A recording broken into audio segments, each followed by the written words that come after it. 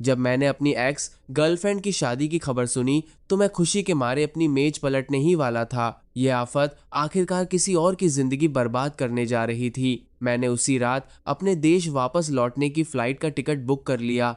ऐसा लगा मानो मुझे पंख लग गए हों और मैं उड़कर वापस पहुंच जाना चाहता था। लेकिन जैसे ही फ्लाइट लैंड हुई, काले कपड़ों में आए कुछ लोगों ने मुझे बड़े आदर से एक रोल्स रॉयस कार में बिठा लिया। जब मैंने सफेद ड्रेस पहने, चेहरे पर हल्की मुस्कान लिए उस दुल्हन को देखा, तब जाकर मुझे समझ आया, क्या शादी और क्या विदाई, ये सब मुझे देश वापस बुलाने का एक जाल था। एक ऐसी साजिश जो सिर्फ मेरे लिए बड़ी चालाकी से रची गई थी। विदेश में एक प्राइवेट आइलैंड विला। दोपहर की धूप खिली हुई थी और मैं शॉर्ट्स पहने समुद्र के किनारे आराम से लेटा हुआ था। मैं सुस्ती से अपना फोन स्क्रॉल कर रहा था और ठंडी समुद्री हवा चल रही थी। पास की छोटी मेज पर रखे नारियल पानी के गिलास से हल्की भाप उठ रही थी। सच कहूं तो एकदम सुकून था। 3 साल पहले मैं यानी फांग युआन अपना बोरिया बिस्तर समेटकर देश से भाग गया था। मेरा मकसद सिर्फ एक लड़की से दूर जाना था, एक लड़की जिसका नाम था बाई निंगबिंग। वह मेरी एक्स गर्लफ्रेंड थी। एक ऐसी लड़की जो जरूरत से ज्यादा खूबसूरत थी और उतनी ही ज्यादा पागल भी थी। ब्रेकअप वाले दिन उसने मुझे कार में रोक लिया था। उसकी आंखें लाल थीं, लेकिन उसकी आवाज बर्फ की तरह ठंडी थी। फांग युआन, अगर तुमने जाने की हिम्मत की तो मैं तुम्हारे पैर तोड़ दूंगी और तुम्हें जिंदगी भर के लिए अपने पास कैद करके रखूंगी। मुझे उसकी बात पर पूरा भरोसा था, क्योंकि मैंने अपनी आंखों से देखा था कि उसने अपने पीछे पड़े एक अमीर बिगडैल लड़के को कैसे तबाह कर दिया था, यहाँ तक कि वह उसके सामने घुटने टेक कर माफी मांगने पर मजबूर हो गया था। मैं डर गया था, सचमुच डर गया था। मैं तो बस एक सीधा साधा इंसान था जो शांति की जिंदगी जीना चाहता था। जिम जाना, अच्छे खाने का शौक रखना और थोड़ी बहुत वाइन बनाकर जिंदगी का मजा लेना। मैं उससे मुकाबला नहीं कर सकता था, इसलिए मैं भाग गया। इन 3 सालों में मैंने चोरों की तरह दर्जनों देश बदले ताकि वह मुझे ढूंढ न पाए। जिंदगी डर के साए में कट रही थी, लेकिन कम से कम मैं आजाद था। जब मुझे लगने लगा कि बिल्ली और चूहे का यह खेल मेरी मौत तक ऐसे ही चलता रहेगा, तभी एक बिजनेस न्यूज के नोटिफिकेशन ने मुझे झकझोर कर रख दिया।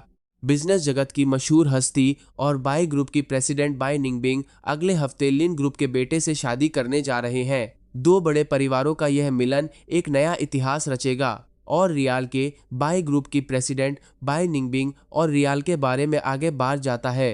नीचे एक तस्वीर भी थी। तस्वीर में बाई निंगबिंग एक डिजाइनर ड्रेस पहने एक ऐसे लड़के का हाथ थामे खड़ी थी जिसे मैं नहीं जानता था। उसके चेहरे पर एक औपचारिक और सधी हुई मुस्कान थी। मैंने उस फोटो को जूम किया, फिर छोटा किया और लगातार 3 मिनट तक देखता रहा।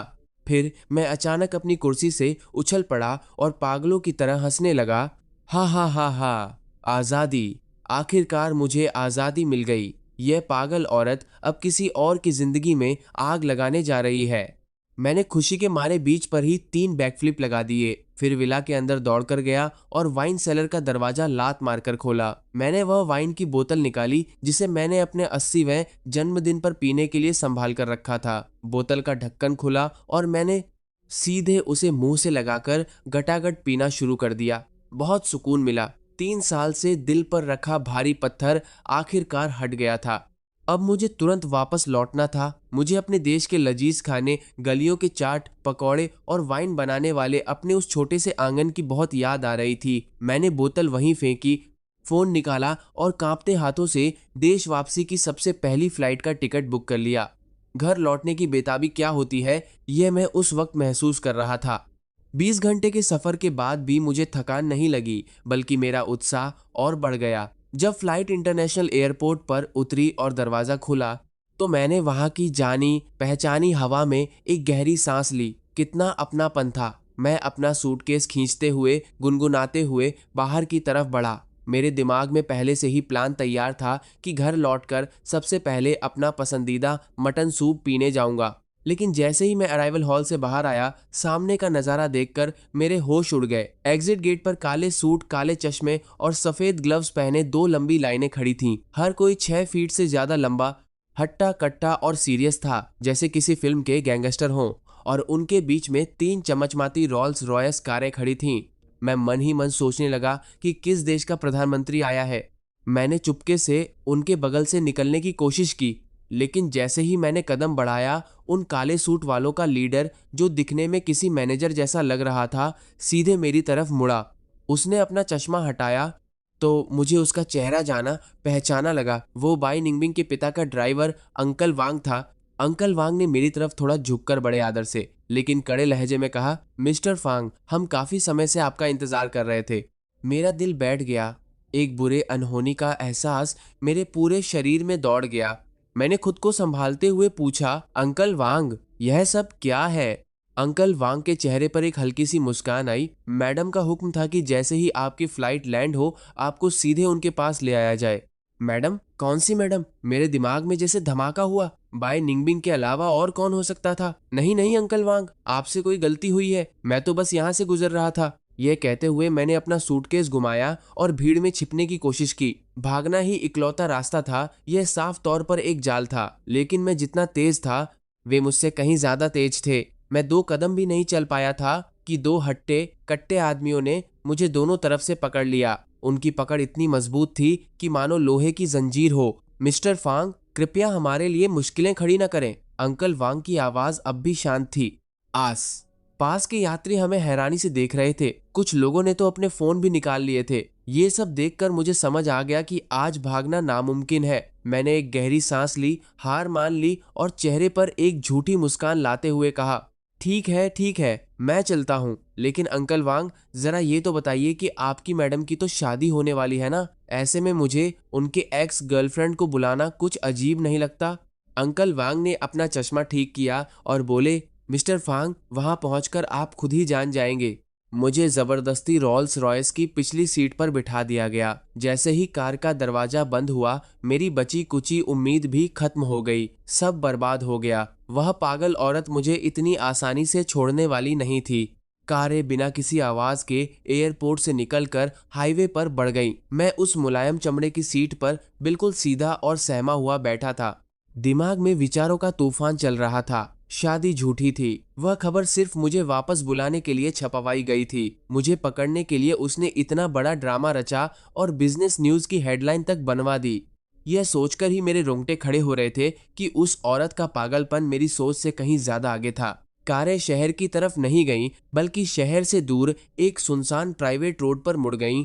आसपास का नजारा खूबसूरत था, लेकिन उतना ही सन्नाटा भी था। आखिरकार गाड़ियां एक आलीशान महल जैसे बंगले के सामने रुकी। लोहे का बड़ा सा गेट धीरे धीरे खुला। अंदर मखमली हरी घास, एक बड़ा सा फव्वारा और सफेद रंग का एक आलीशान विला था। मैं इस जगह को जानता था। यह बाई परिवार की सबसे खास प्रॉपर्टी थी, जो आम लोगों के लिए कभी नहीं खुलती थी। यहाँ का सिक्योरिटी सिस्टम मिलिट्री लेवल का था। वह मुझे यहाँ क्यों लाई थी? क्या मुझे कैद करने के लिए?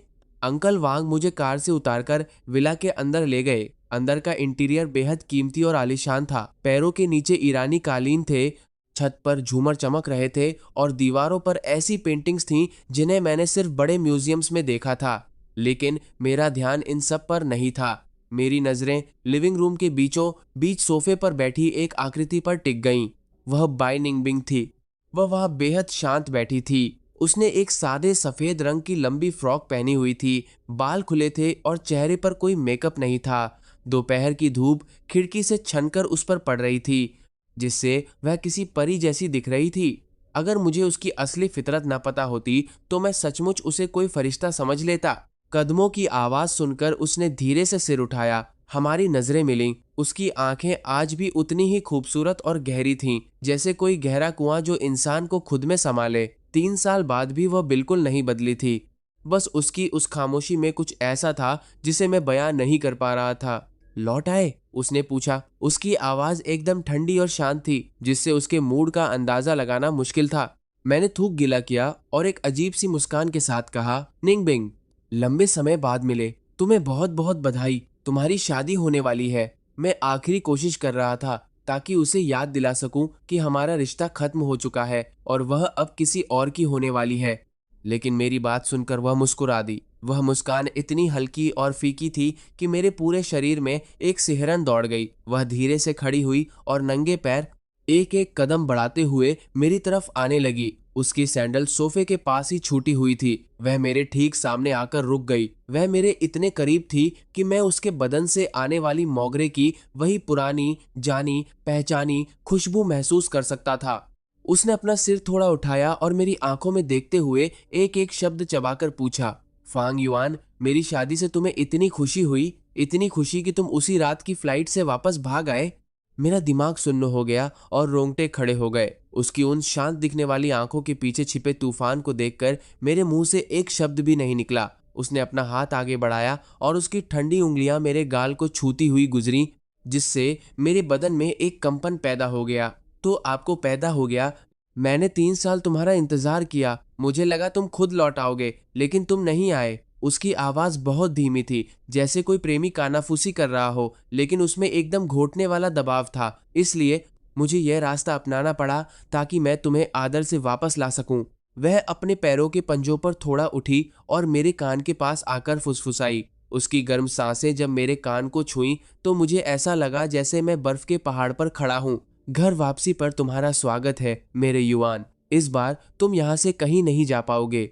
और इस तरह मेरी कैद की जिंदगी शुरू हो गई। बाई निंगबिंग ने जो कहा वह कर दिखाया। यह आलीशान बंगला अब मेरे लिए एक सोने का पिंजरा बन चुका था। मेरा कमरा तीसरी मंजिल पर था, जहां से सबसे अच्छा नजारा दिखता था। कमरे का इंटीरियर मेरी पसंद के हिसाब से सिंपल रखा गया था और वहां मेरी पसंद की हर चीज मौजूद थी। लेटेस्ट गेमिंग कंसोल, जिम के सारे इक्विपमेंट्स और एक बड़ी सी किताबों की अलमारी। यहाँ तक कि मेरे लिए बालकनी से जुड़ा एक स्पेशल सन रूम भी बनाया गया था, जहाँ मिट्टी के बर्तन और कांच के जार रखे थे। मुझे पता था कि यह सब वाइन बनाने के लिए है। उसे मेरी हर छोटी बड़ी पसंद याद थी, बिल्कुल बारीकी से। लेकिन इस सब का क्या फायदा था? कमरे के दरवाजे पर फिंगरप्रिंट और पासवर्ड का लॉक था। खिड़कियों पर बुलेट प्रूफ शीशे लगे थे और नीचे गहरी खाई थी। मेरा फोन छीन लिया गया था और उसकी जगह मुझे एक पुराना कीपैड फोन दिया गया था, जिससे मैं सिर्फ उसे या अंकल वांग को फोन कर सकता था। पूरे बंगले में हर कोने पर सीसीटीवी कैमरे थे और 24 घंटे गार्ड्स पहरा दे रहे थे। मेरे तो छोड़ो, एक परिंदा भी यहाँ से बिना इजाजत पर नहीं मार सकता था। ऐसा लग रहा था जैसे बाई निंगबिंग ने अपना सारा बिजनेस किसी और के भरोसे छोड़ दिया था और वह पूरा दिन बस इसी बंगले में साए की तरह मेरे आसपास रहती थी। जब मैं खाना खाता तो वह सामने बैठकर बस मुझे देखती रहती, खुद खाना नहीं खाती थी। जब मैं वर्कआउट करता तो वह पास में कुर्सी डालकर बैठ जाती और मुझे देखती रहती। उसकी नजरें इतनी तेज होती थीं जैसे मेरे बदन में छेद कर देंगी। यहाँ तक कि रात को जब मैं सोता तो वो बेडरूम के दरवाजे के बाहर छोटा सोफा लगवाकर वहीं सो जाती थी। मैं पागल होने लगा था। किसी की जागीर बनकर 24 घंटे इस तरह निगरानी में रहना मरने से भी बदतर था। बाय निंगबिंग, आखिर तुम चाहती क्या हो? जब वह एक बार फिर सुपरवाइजर की तरह मुझे किताब पढ़ते हुए देख रही थी तो आखिरकार मेरा सब्र का बांध टूट गया और मैं चिल्ला पड़ा। उसने किताब के पीछे से अपनी मासूम और हैरान नजरें उठाईं। मैं कुछ नहीं चाहती, मैं तो बस तुम्हारे साथ वक्त बिताना चाहती हूँ। तुम इसे साथ वक्त बिताना कहती हो? यह कैद है, जेल है। मैंने हाथ की किताब गुस्से में जमीन पर फेंक दी। मुझे आजादी चाहिए, मुझे अपनी प्राइवेसी चाहिए। क्या तुम्हें समझ नहीं आता? उसने जमीन पर गिरी उस किताब को देखा जिसके पन्ने मुड़ चुके थे। वह काफी देर तक चुप रही। एक लंबी खामोशी छा गई। मुझे लगा कि वह अब फिर से कोई पागलपन करेगी, लेकिन उसने सिर्फ झुककर उस किताब को उठाया, उसके पन्नों को ठीक किया और धीरे से मेज पर रख दिया। जब उसने सिर उठाया तो उसकी आंखें थोड़ी लाल थीं। युआन, क्या तुम्हें मेरे हाथ का बना खाना पसंद नहीं आ रहा? मैं हैरान रह गया। बात यहाँ कैसे पहुंच गई? पिछले कुछ दिनों से सुबह, दोपहर और शाम का खाना वही खुद बना रही थी। सच कहूं तो उसका स्वाद बेहद खराब था। या तो नमक बहुत ज्यादा होता था या फिर सिरके की जगह सोया सॉस पड़ा होता था। उसकी आंखों में एक दर्द और लाचारी थी। मैंने पहले कभी खाना नहीं बनाया। मैंने कई रेसिपी बुक्स देखी, बहुत दिनों तक सीखा। क्या तुम्हें मेरा यह सब करना बकवास लगता है? मैं बस बहुत डरी हुई हूँ। उसकी आवाज और धीमी हो गई। उसमें एक कंपन था। मुझे डर लगता है कि अगर मैंने एक पल के लिए भी ध्यान हटाया तो तुम फिर से गायब हो जाओगे। उसे इस हाल में देखकर मेरे अंदर का सारा गुस्सा जैसे पल भर में गायब हो गया।